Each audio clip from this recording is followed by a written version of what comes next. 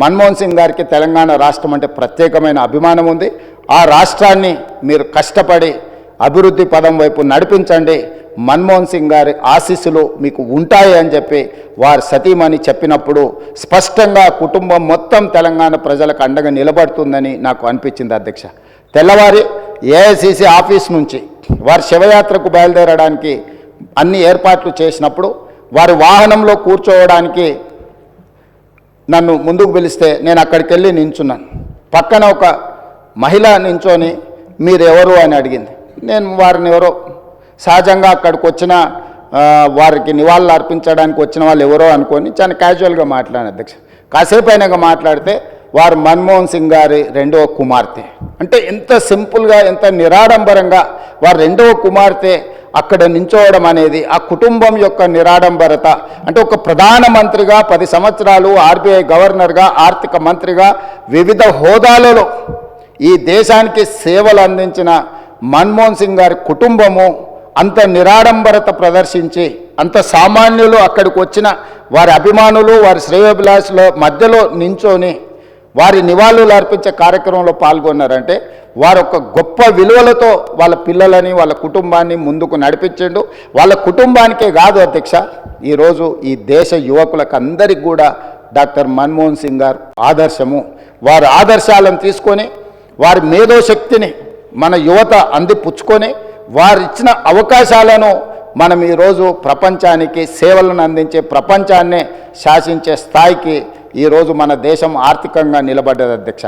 ఆర్థికంగా, రాజకీయంగా, సాంకేతికంగా ఈరోజు అన్ని రకాలుగా ఈ దేశం బలపడ్డది.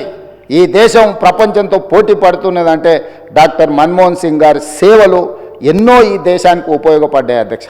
అలాంటి గొప్ప నాయకుడిని కోల్పోయిన సందర్భంగా ఈరోజు తెలంగాణ శాసనసభ తమరి నాయకత్వంలో ఒకరోజు సమావేశాలను ఏర్పాటు చేసి రాజకీయాలకు అతీతంగా ఎన్ని విషయాలలో మనకు భిన్న అభిప్రాయాలు ఉన్నా ఈ దేశంలో ఉండే 140 కోట్ల ప్రజలకు అన్ని రాజకీయ పార్టీలు, అన్ని సంఘాలు, ఆర్ఎస్ఎస్ నుంచి ఆర్ఎస్యు వరకు, కమ్యూనిస్టుల నుంచి ఈరోజు మిగతా రాజకీయ పార్టీల వరకు ఎవరిని తీసుకున్నా ఈరోజు మన్మోహన్ సింగ్ గారి పట్ల ఏకాభిప్రాయమే వ్యక్తం చేయాల్సిన సందర్భం అధ్యక్ష.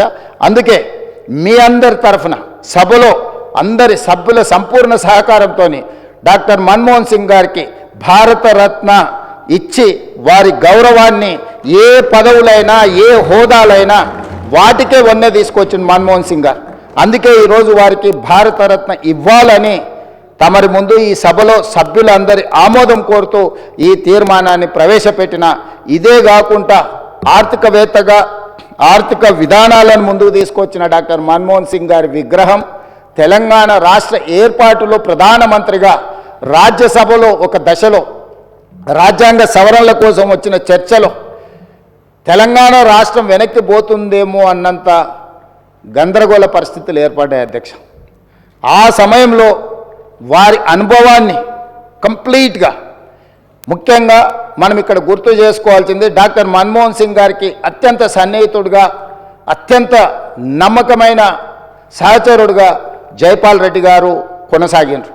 జైపాల్ రెడ్డి గారు ఆ రోజు మన్మోహన్ సింగ్ గారితో మాట్లాడి సమన్వయపరిచి రాజ్యసభలో ఆ సవరణలకు అవసరమైన స్టేట్మెంట్ ప్రధానమంత్రికి వెళ్ళి రాజ్యసభలో వారు స్టేట్మెంట్ ఇవ్వడం జరిగింది. రాజ్యాంగ సవరణకు తిరిగి లోక్సభకు పంపాల్సిన పరిస్థితుల నుంచి ఆ క్లిష్టమైన పరిస్థితిలో వ్యూహాత్మకంగా చతురతతో డాక్టర్ మన సర్వస్వతంత్ర తెలంగాణ రాష్ట్రంగా మనం ఏర్పడడమే కాకుండా 10 సంవత్సరాలు పూర్తి చేసుకొని తెలంగాణ రాష్ట్రంలో మనం పరిపాలన కొనసాగిస్తున్నాం. కాబట్టి ఈరోజు వారితో తెలంగాణకున్న ఈ బంధము మనం ఎప్పటికీ మర్చిపోలేనిది.